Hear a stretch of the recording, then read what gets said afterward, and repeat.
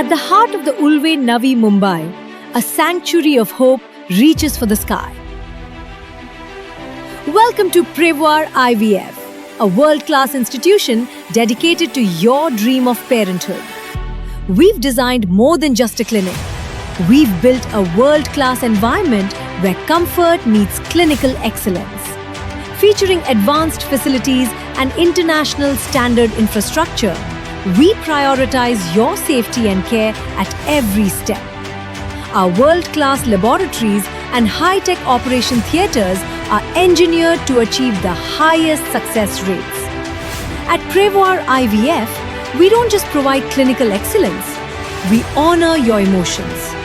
Our team of expert specialists and advanced IVF protocols ensure that you receive the best possible outcomes. Centrally located and globally recognized, Prevoir IVF is where every effort is driven by hope and expertise. Because your family is our ultimate priority. Prevoir IVF, your dream, our mission. Contact us today to begin your journey.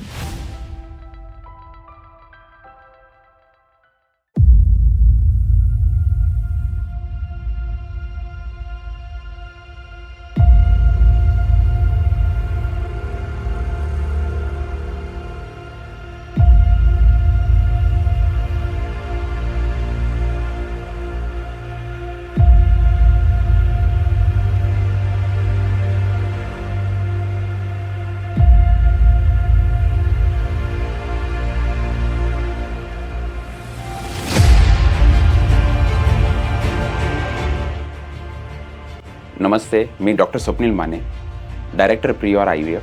शिरूरमध्ये सुंदर अशी जी प्रिवार IVF या विभागाने वंध्यत्व रुग्णांकरताची सुविधा अदा केलेली आहे, याबद्दल सर्व टीमचे मी आभार मानतो. आणि हे एक गरजेचं होतं की शिरूर आणि आजूबाजूच्या परिसरामध्ये आधुनिक वंध्यत्व तंत्रज्ञान याची कमतरता होती आणि प्रिवार IVFच्या स्वरूपाने या सुविधेला 2 वर्ष पूर्ण झालेले आहेत. आणि याबद्दल मी सर्व रुग्णांचे, सर्व नातेवाईकांचे, सर्व हेडक्वार्टर टीमचे, सर्व स्टाफचे मी आभार मानतो. थँक्यू. जे ग्रामीण भागामध्ये लोकांना शहरामध्ये जाणं शक्य होत नाही, ते आपण त्या सुविधा त्याच्यापेक्षा एकदम ॲडव्हान्स सुविधा ह्या ग्रामीण भागात आपण इम्प्लिमेंटेशन करत आहोत. आता आमचं सेकंड जे IVF सेंटर आहे नवी मुंबई उडवे, त्याचं उद्घाटन आत्ताच 6 फेब्रुवारीला होऊन गेलं. आता नेक्स्ट 3 महिन्यामध्ये आमचे नवीन 3 सेंटर येत आहेत की जे असेच की ग्रामीण भागात लोकांना नवीन सुविधा आपण प्रोव्हाइड करणार आहोत. Our center presently Shirur completed 2 years over here in Maharashtra, and it gives me immense pleasure to tell you all people that I am very proud and gratitude that we have tried to serve for the 2 years to all the couples and made their journey towards parenthood very smoothly.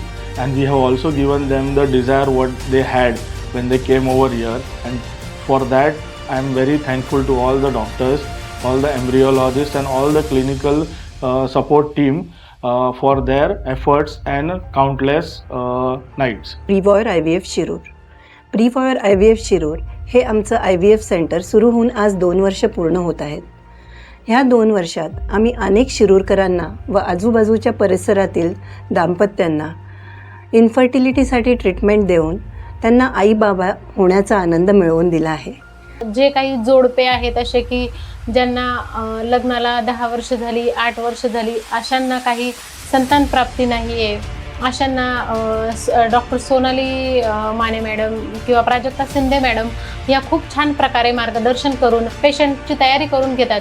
आणि मी त्यांना सल्ला देईल की आपण एकदा अवश्य प्रिवायर IVF सेंटरला भेट द्यावी. प्रिवायर IVF test tube baby centre and advance laparoscopic centre यांच्या 2ऱ्या वर्धापन दिनानिमित्त या सर्व टीम आणि या इन्स्टिट्यूटला मी शुभेच्छा देते. की ब्लास्टोसिस म्हणजे नेमकं आहे काय? आता जेव्हा आपण ओव्हम पिकअप करतो आणि अंडे बाहेर काढतो, अंडे म्हणजेच oocyte किंवा स्त्रीबीज म्हणतो आपण, ते बाहेर काढल्यानंतर सिमेंट प्रिपरेशन करतो. सिमेंट प्रिपरेशन केल्यानंतर जे मोठे स्पर्म असतात दोघांचं मिळून आपण फर्टिलायझेशन करतो. म्हणजे ते फर्टिलायझेशन ICSI किंवा IVF द्वारे करतो आणि त्याचा गर्भ बनवला जातो. जेव्हा गर्भ हा पुढे पुढे जातो, जेव्हा 3 दिवसाचा होतो तेव्हा त्याला डे 3 एम्ब्रिओ म्हणतात आणि तोच गर्भ अजून पुढे 2 दिवस एक्सटेंड झाला त्याला डे 5 एम्ब्रिओ म्हणतात. म्हणजे डे 5 एम्ब्रिओ आणि ब्लास्टोसिस हे एकच आहे.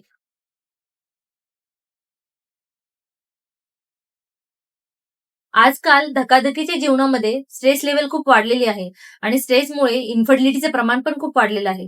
इन्फर्टिलिटीचा प्रॉब्लेम हा मेल पार्टनरमध्ये असू शकतो किंवा फिमेल पार्टनरमध्ये असू शकतो. कदाचित हा प्रॉब्लेम दोघांमध्येही ऍट अ टाइम असू शकतो.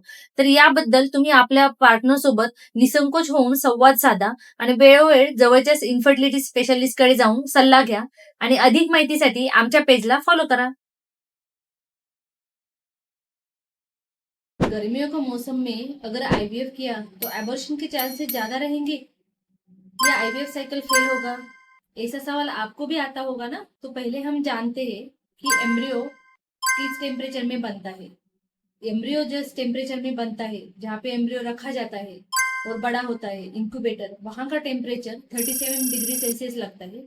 और जहाँ पे एम्ब्रियो डालते हैं बॉडी में, यूट्रस में, वहाँ का टेम्परेचर भी 37 डिग्री सेल्सियस होता है. इसलिए बाहर का मौसम कैसा ही हो, गर्मी का हो या सर्दियों का हो, इसका असर अंदर के आईवीएफ साइकिल या एबॉर्शन होने का कारण वो नहीं हो सकता. एबॉर्शन के कारण अलग अलग है, वो हम अगले वीडियो में जाने. आपण आज एक सक्सेस स्टोरी डिस्कस करणार आहोत. तर आपल्याकडे आज कपल आहे, त्यांचं नाव आहे लक्ष्मीबाई भैरवनाथ झांबरे. तर यांच्या लग्नाला 30 वर्ष कंप्लीट झालेले आहेत. त्यांना एकदाही बाळ अपत्य राहिलेलं नव्हतं. तर बाहेर आयव्हीएफ सायकल एक त्यांची फेल गेलेली होती. तर आपल्या हॉस्पिटलमध्ये साईधाममध्ये आले आणि अल्प दरात आयव्हीएफ हे सक्सेस झालं आणि त्यांना सेकंड अटेम्प्ट मध्ये रिझल्ट आलेला आहे आणि आज त्यांची डिलिव्हरी आहे. मी गरोदर आहे हे मला कसे समजणार? मी doctor Prajakta Shinde, consultant gynaecologist and IVF specialist, प्रीवॉर IVF centre and test tube baby centre Shirur. सगळ्यात पहिल्यांदा माझी पाळी चुकली आहे का, माझी प्रेग्नन्सी टेस्ट पॉझिटिव्ह आली आहे का, म्हणजेच यूपीटी किटवर 2 लाईन दिसत आहेत का? तसे असेल तर तुमची प्रेग्नन्सी कन्फर्म आहे. मळमळ होणे, अशक्तपणा जाणवणे, सकाळी उठल्या उठल्या अस्वस्थपणा जाणवणे, नेहमीपेक्षा थोडी जास्त झोप येणे, स्तनांमध्ये जडपणा येणे, मुंग्या जाणवणे, ओटीपोटात बारीक दुखणे, काही बायकांमध्ये अंगावरती एखादा डाग जाणे, अशी लक्षणे असल्यास ही गरोदरपणाची चिन्ह असतात. सगळ्याच बायकांना हे सारे लक्षणं जाणवतील असं नसतं. काहींना यातलं काहीच लक्षण जाणवत नाही तर काहींना थोडीफार जाणवतं. तर असं असल्यास तुम्ही जवळच्या स्त्रीरोग तज्ञांकडे जाऊन त्वरित सल्ला घ्या. इरेग्युलर मेन्सेस असतात पेशंटला, म्हणजे त्याला पीसीओडीच आहे असं नाही. परवा दिवशी अशीच एक केस आली होती. तिचं वय 23 वर्ष होतं आणि तिला मेन्सेस हे 5 ते 6 महिन्याच्या अंतराने यायचे आणि मेन्सेस यायच्या वेळेस पण तिला प्रत्येक वेळेस टॅब्लेट घ्यायला लावायच्या. हे असं 3 वर्षापासून तिला चालू होतं आणि 3 वर्षामध्ये तिने कित्येक सोनोग्राफ्या केल्या, पण प्रत्येक सोनोग्राफीमध्ये पीसीओडी असंच लिहिलेलं होतं. पण आपल्या इथं आल्यानंतर तिची अजून एक कंप्लेंट होती, हेवीनेस ऑफ ब्रेस्ट होतं, म्हणजे छाती थोडीशी मोठी वाटत होती तिला.